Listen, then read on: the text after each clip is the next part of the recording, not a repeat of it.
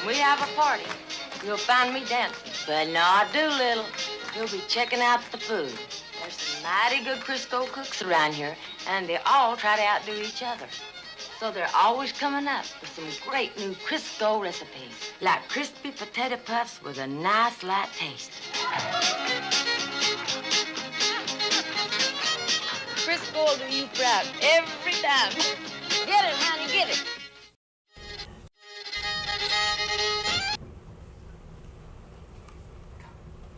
Good morning, y'all. Today is April 14th, also known as Loretta Lynn Day, 2015. It is a sky day, which means star periods 1, 3, and 5. Every year now, S.N.N. has done a little something for Loretta Lynn. Today's her birthday, and she has a unique connection to our state. But before we tell you about that connection, let's tell you about her. If Loretta Lynn was a book genre, well, she'd be a classic. During the 1960s and 70s, she ruled the charts, raking over 70 hits as a solo artist. Lynn helped forge the way for strong, independent women in the music business. Those Crisco ads were a glimpse of a very real, very down-to-earth family. She was born on this day in Butcher Hollow, Kentucky. But her connection to Washington State is seen in the 1980 movie Coal Miner's Daughter. Lynn began her career in Custer, near Blaine, while living there in the late 50s and early 60s with her late husband, Oliver Moonshine Lynn, whom she called Do for Doolittle. Here's what she said about it in an interview with the Seattle PI back in 2003. Do and I lived there 13 years. Every time I go up there, I start looking for a little house. Loretta Lynn defines down-home excellence. Now give us a ring at 78293 with one of Loretta Lynn's song titles. We'd be especially impressed if it was one of her many chart toppers. No, you may not ask Principal Smith for help.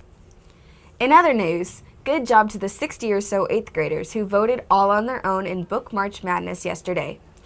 It takes a moment to play the game, so go to the LMC website and up in the main menu, choose the Final Four and vote.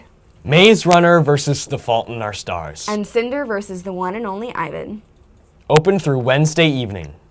Then go on to the championship by Friday.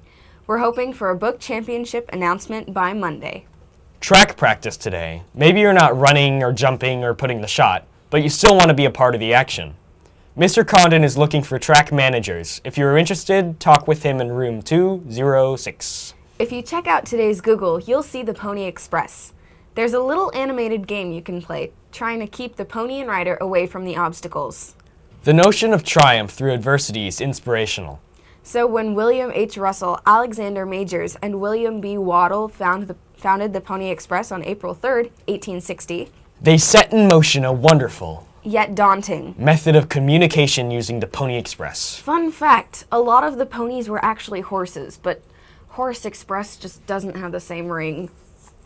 The animation is amazing. You can ride them horses yourself and see the various obstacles a rider would face while on the trail. Of course, I already have experience with this, but whatever.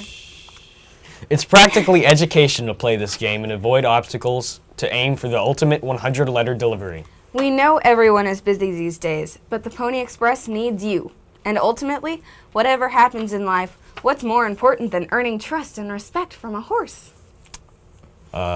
Speaking of pickup and delivery, prizes for the cookie dough sale will be handed out at all the lunches today.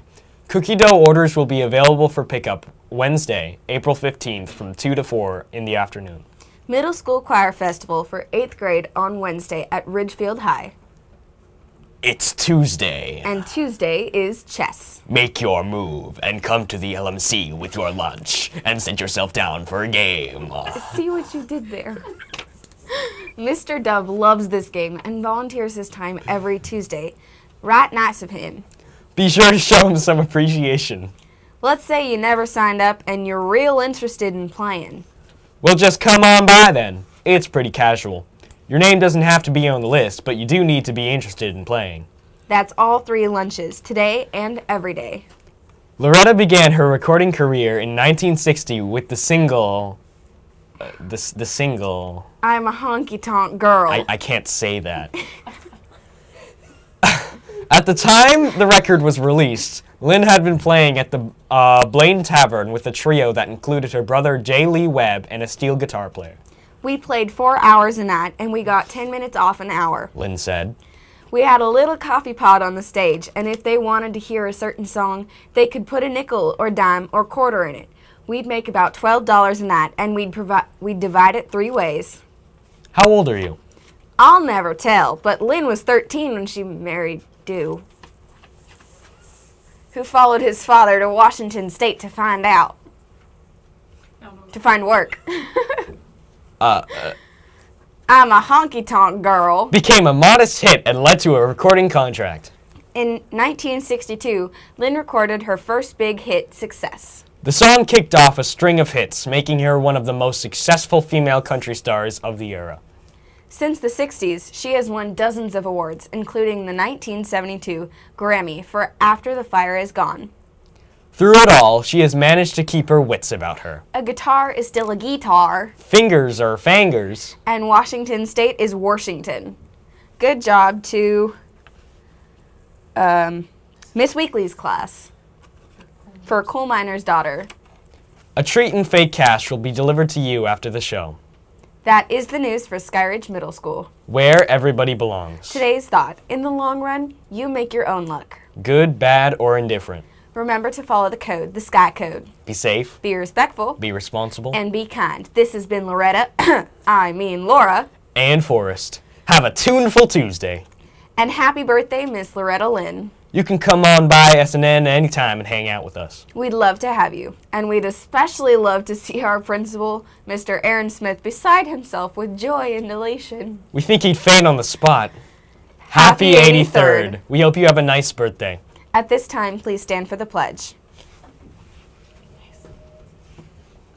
Ready, begin.